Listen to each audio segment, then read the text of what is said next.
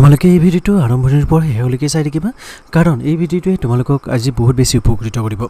ইতিমধ্যে তোমালোকে গম পাইছা যে আজি গুৱাহাটী ইউনিভাৰ্চিটিৰ ওপেন টেক্সটবুক এক্সামিনেশ্যন আছিলে। গতিকে আজি এই ভিডিওটোত মই তোমালোকক দেখাব বিচাৰিছোঁ যে কেনেকুৱা ধৰণৰ কুৱেশ্যন আহিছে, কুৱেশ্যন যিটো পেটাৰ্ণ আছে কুৱেশ্যন পেটাৰ্ণটো কেনেকুৱা ধৰণৰ হয়। গতিকে আশা কৰিছোঁ তোমালোকক এই ভিডিওটোৱে কিছু পৰিমাণে হ'লেও উপকৃত কৰিব।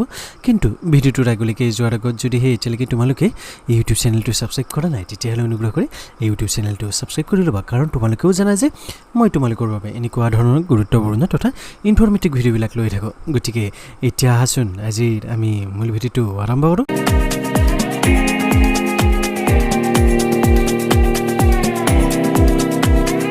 তোমালোকে নিশ্চয় তোমালোকৰ আগত এখন কুৱেশ্যন পেপাৰ দেখিছা। এই কুৱেশ্যন পেপাৰখন হৈছে তোমালোকৰ ইণ্টাৰনেশ্যনেল ট্ৰেডৰ ওপৰত।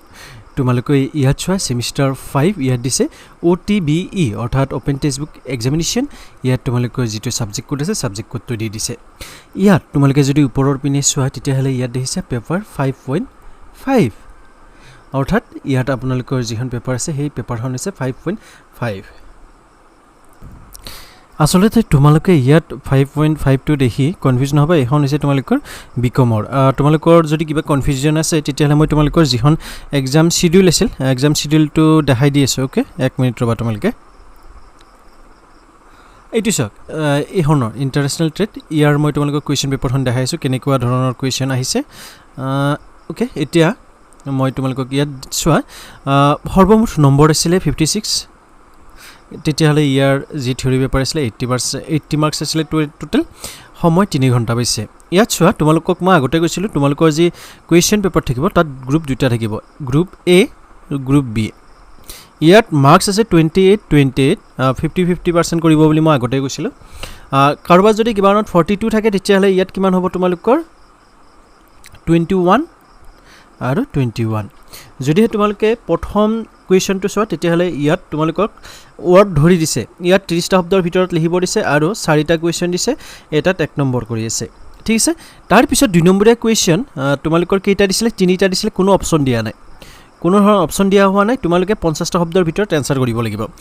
এতিয়া চোৱা 50টা শব্দৰ অলপ বেছি হ'ব পাৰে, 1-2টা শব্দ বেছি হ'ব পাৰে, 1-2টা কম হ'ব পাৰে, কিন্তু ইয়াৰ মানে 70টা 80টা নহয় আৰু। ঠিক আছে, বুজি পাইছা? 3 নম্বৰত চোৱা গ্ৰুপ A তোমালোকৰ 6 নম্বৰীয়া কুৱেশ্যন 3টা আহিছে। ইয়াত তোমালোকৰ 3টা লিখিব লাগিব, 2টা অপশ্যন দিছে, অৰ্থাৎ 5টা কুৱেশ্যন দিছে সৰ্বমুঠ। তোমালোকে ইয়াৰ পৰা 3টা এনচাৰ কৰিব পাৰা। হয়তো ডিপাৰ্টমেণ্ট ৱাইজ বা ছাবজেক্ট ৱাইজ ইয়াৰ অপশ্যন বেলেগ বেলেগ থাকিব পাৰে। মোৰলেছ তোমালোকে এটা আইডিয়া পাবা কুৱেশ্যন পেপাৰৰ পেটাৰ্ণৰ ওপৰত। এতিয়া চোৱা 4 নম্বৰ যি কুৱেশ্যন আছে 4 নম্বৰ কুৱেশ্যনত তোমালোকে চোৱা ইয়াত 7 নম্বৰীয়া কুৱেশ্যন 4টা দিছে, 28 নম্বৰ আছে আৰু ইয়াত তোমালোকৰ 400 শব্দ ধৰি দিছে। ঠিক আছে, ইয়াত তোমালোকৰ 400 শব্দ ধৰি দিছে। 400 শব্দৰ ভিতৰত তোমালোকে প্ৰতিটো কুৱেশ্যনৰ এনচাৰ কৰিব লাগিব। প্ৰতিটো কুৱেশ্যনৰ এনচাৰ মানে তোমালোকে ইয়াত এনি 4 আছে, A আছে চোৱা, B C D E F, ইয়াৰ পৰা তোমালোকে যিকোনো 4টাৰ এনচাৰ কৰিব পাৰিবা।